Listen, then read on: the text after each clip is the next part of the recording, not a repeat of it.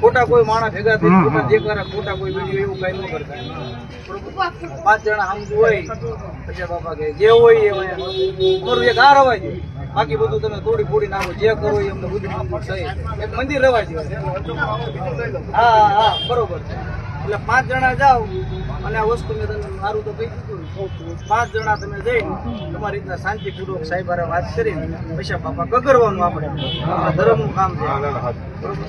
માથું નમાડી દેવાનું છે બાપા જેવું હોય. પછી કાલ સવારે આમાં કોઈ બીજું પગલું અમારે ભરવું પડે તોય અમે તૈયાર છે.